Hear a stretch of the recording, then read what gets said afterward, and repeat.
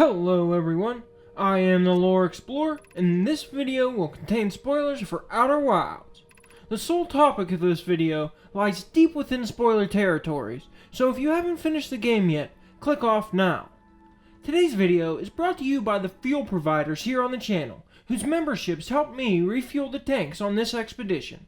If you're able to contribute to the Lore Explorer Ventures, click the button below to become a member. But let's get into the video. The endgame sequence of Outer Wilds is amazing. Starting from the Quantum Storm or earlier, and all the way up to 14.3 billion years later, every single thing you see is put there for a reason and has meaning. In today's loop, I want to talk about one of these things in particular. While exploring the ancient Glade, our signal scope picks up a peculiar signal, an unidentified one coming from the Outer Wilds venture. Finding the source of this signal reveals a copy of ourselves, literally a mirror image. As we move towards them, they move towards us. If we stop and move to our right, they stop and move to their right. When we get close to our copycat, our flashlight flickers, and our copy turns into a tree. The tree gets younger and younger, until eventually it becomes an unlit campfire, and around this campfire is eventually where our friends gather. This encounter seems to be very meaningful to me. It's hard for me to pin down the exact symbolic meaning behind this, but it probably has something to do with the stages of life, and how at the toughest times of life, your friends will always be around you. Though I'll admit, I'm not the meaning explorer, I'm the lore explorer, and this encounter also leaves me wondering about the machinations behind it. My first instinct is to think that this is another quantum projection put here by the eye, likely in order to communicate something to us. But after a recent revelation about the nature of the universe in Outer Wilds, I came up with another explanation, and to me at least, it makes much more sense than the eye trying to tell us something. Mostly because if it was trying to tell us something, I simply didn't get it. But here's what I'm thinking. This copy of us is actually a copy of us. Just like how we can create self, this would be like if we never created self, and the duplicate we could have created also made it to the eye of the universe. This would mean multiple versions of us all made it to the eye, independently. Since we both made it to the eye, we would both now be quantum beings entangled with it. And as with every other quantum object, the eye's uncertain as to where we should be. This is why we see our copy disappear and it changes into a tree. I have a bit of proof for this, but it's not concrete, so I'm going to walk my argument from the start and see if the logic holds up to you guys. For this to work, my quantum cyclical universe theory has to be true.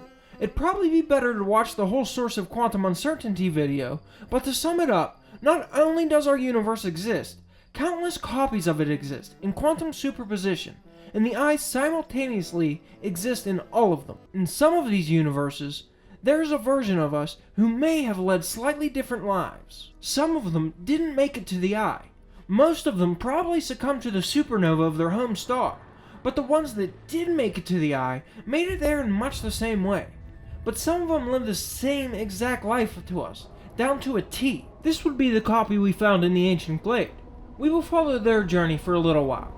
At the same time as we do, they jump into the wormhole emitting the signal the Nomai tried to find for so long. On their way down, they don't see us and we don't see them, but we are just off to the side, between another set of 4 pillars, and another one of the eye's quantum superpositions. From here, they take the same exact steps we did.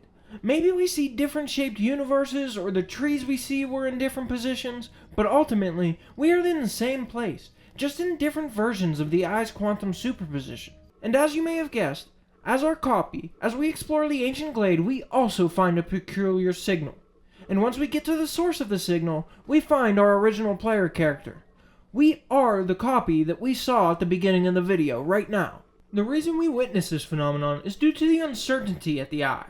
The ancient Glade is an interesting place, and to be honest, I'm not sure we ever left this strange chamber with the gray quantum matter. As soon as we touch down at that place, the eye projects us inside the Harthian Observatory. I think the ancient Glade is the same place, just a different projection. The eye has full control of this area.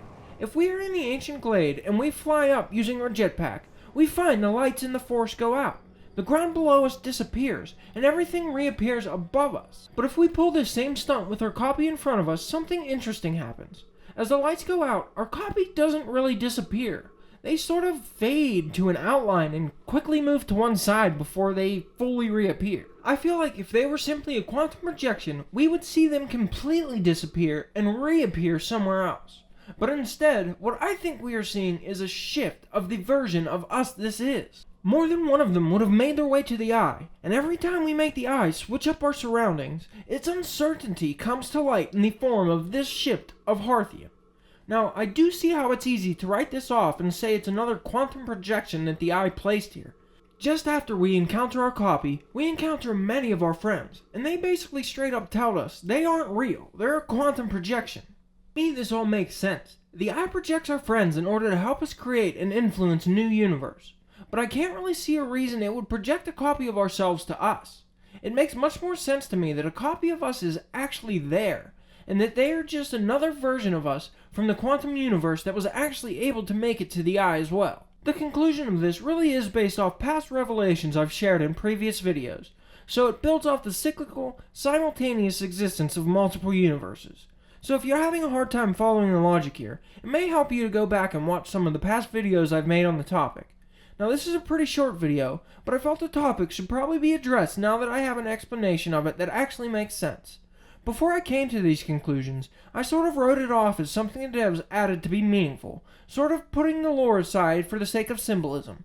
But after looking at it this way, everything sort of lines up to me. If you guys enjoyed the video, consider liking it and subscribing to the channel. And if you want to be notified when the next one comes out, be sure to hit the bell. As always, a special thank you to the members here on the channel. I can't really put into words how meaningful it is you guys want to contribute to the community I've created.